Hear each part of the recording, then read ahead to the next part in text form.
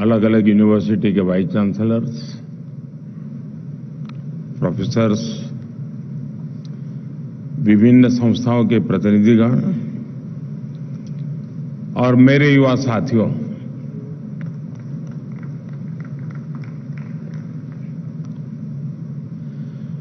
आज जितने लोग ये भारत मंडपम में हैं, उससे कहीं ज्यादा हमारे साथ ऑनलाइन जुड़े हुए हैं। मैं सभी का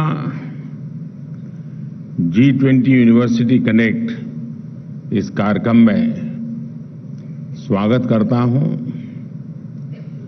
और आप सब नौजवानों का अभिनंदन करता हूं।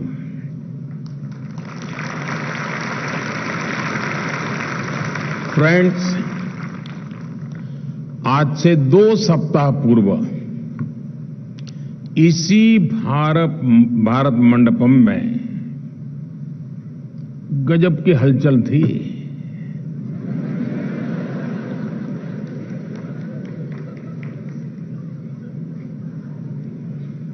ये भारत मंडपम बिल्कुल हैपनिंग प्लेस बना हुआ था।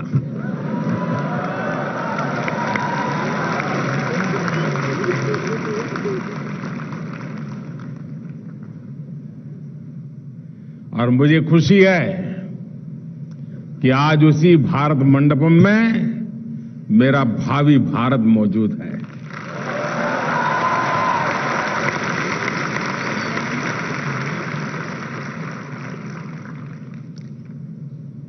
G20 के आयोजन की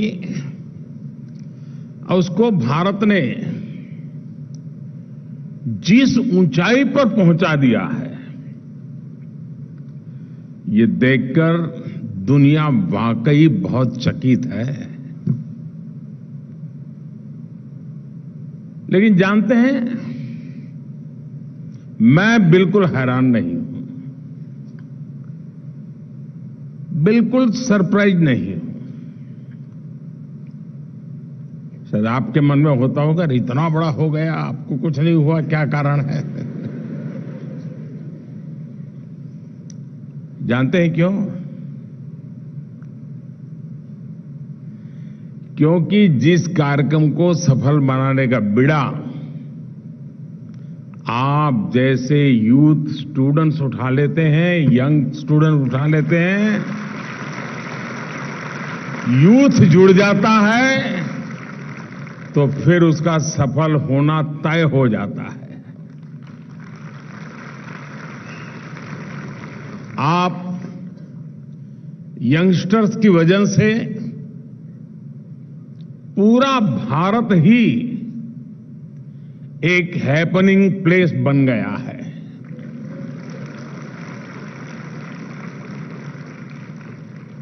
और ये कितना हैपनिंग है, ये हम पिछले 30 दिनों को ही देखें तो साफ साफ नजर आता है। और जब मैं 30 दिन की बात करता हूं ना, आप भी साथ साथ जरा अपने 30 दिन को जरा जोड़ते चलना। बीते हुए 30 दिन, आपकी यूनिवर्सिटी के 30 दिन भी याद कर लेना, और देश में और भी लोगों के पराक्रम 30 दिन में हुए, वो भी याद कर लेना। मैं आपको, क्योंकि मेरे नौजवान साथियों आपके सामने मैं आज आया हूं, तो मैं भी अपना रिपोर्ट कार्ड आपको दे रहा हूं।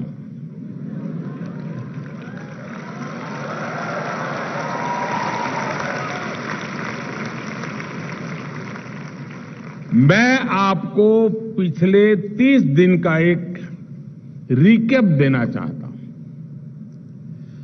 उससे आपको नए भारत की स्पीड और नए भारत का स्केल दोनों का पता चलेगा। साथियों, आप सबको याद होगा 23 अगस्त का वो दिन जब हार्ट बीट गले तक आ रही थी। भूल गए?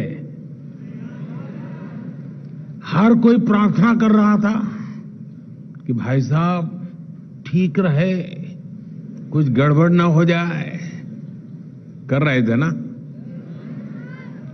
और फिर अचानक हर किसी का चेहरा खिल उठा।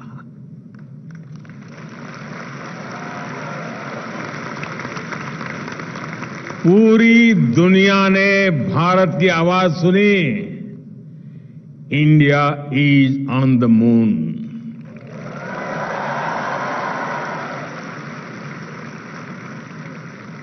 23 अगस्त की वो तारीख हमारे देश में नेशनल स्पेस डे के रूप में अमर हो गई है। लेकिन उसके बाद क्या हुआ? इधर मून मिशन सफल हुआ, उधर भारत ने अपना सोलर मिशन लॉन्च कर दिया। अपना चंद्रयान अगर 3 लाख किलोमीटर गया तो ये 15 लाख किलोमीटर तक जाएगा। आप मुझे बताइए, भारत की रेंज का कोई मुकाबला है क्या? फ्रेंड्स, पिछले 30 दिनों में भारत की डिप्लोमेसी एक नई ऊंचाई पर पहुंची है। G20 से पहले दक्षिण अफ्रीका में ब्रिक्स समिट हुई। भारत के प्रयास से ब्रिक्स कम्युनिटी में 6 नए देश शामिल हुए हैं। साउथ अफ्रीका के बाद मैं ग्रीस गया था।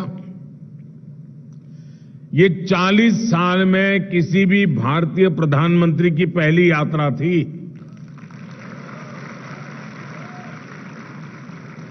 और जितने भी अच्छे काम है ना, वो करने के लिए आपने मुझे ही बिठाया है।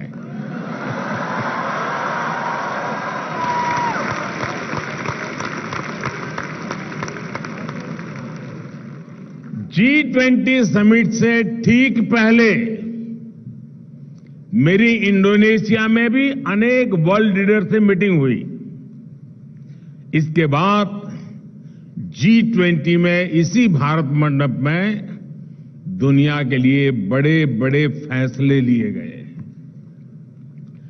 आज के पोलराइज इंटरनेशनल एटमॉस्फेयर में इतने सारे देशों को एक साथ एक मंच पर लाना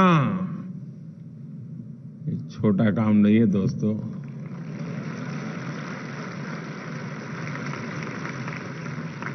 आप एक पिकनिक ऑर्गेनाइज करो ना, तो भी तय नहीं कर पाते हो कहां जाए।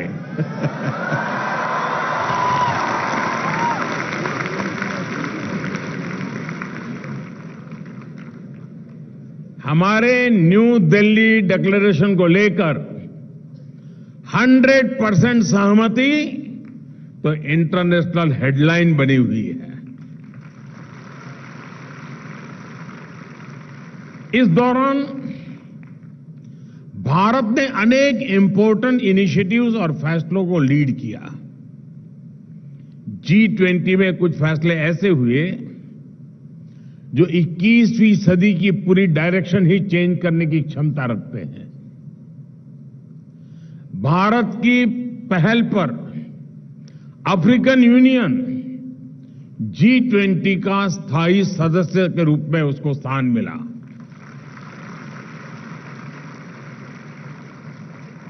ग्लोबल बायोफ्यूल्स अलायंस का नेतृत्व भी भारत ने किया।